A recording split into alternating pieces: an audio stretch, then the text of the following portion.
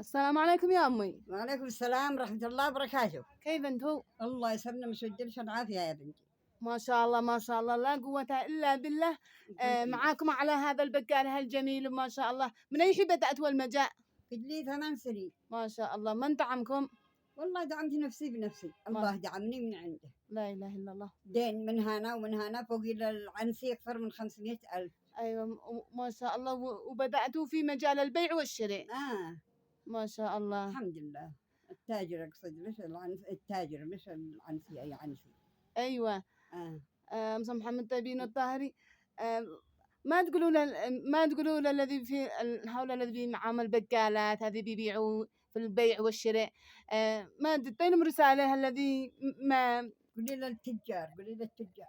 أيوة التجار الذي بيغلوا على المساكين وهذا. التجار نقول لهم يتقوا الله اليوم دنيا وبعدين آخرة.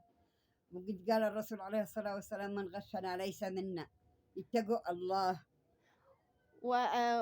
والذي بيغشوا الناس الذي في البيع والشراء يتقوا الله منه. نعم يتقوا الله. والذي بين يدوا حاجة منتهية يتقوا الله. بعضهم يجي يدري كرتون وبين الكرتون 2 3 زباجي منتهية ولا حقين. أيوة. لا قعوش كرتون منتهي هذا ترجعوا للمصنع ولا لينه؟ ما بالله إلا ما هن 2 حبتين 3 لأنا والله محتاج أتحملهن أنا. يعني تتحملين أنتي؟ أتحملهن أنا. الليلة هن خيرات من فوق 3 4 5 رجعهن للتاجر. أيوة يعني الزبادي وغير الزبادي. الزبادي عصير أي منتوج منتهي. أيوة. يعني الحاجة المنتهية بترجعوها وزاد أحيانا تحملوها أنتو. أيوة أتحملها أنا. ونعم المرأة المثالية هذه بنت اليمن الذي تبذل الجهد والذي دعين أسرتها ودعين أهلها. وهنيئا لكم يا أمي على هذا السن. الله يحفظكم وهنيئا.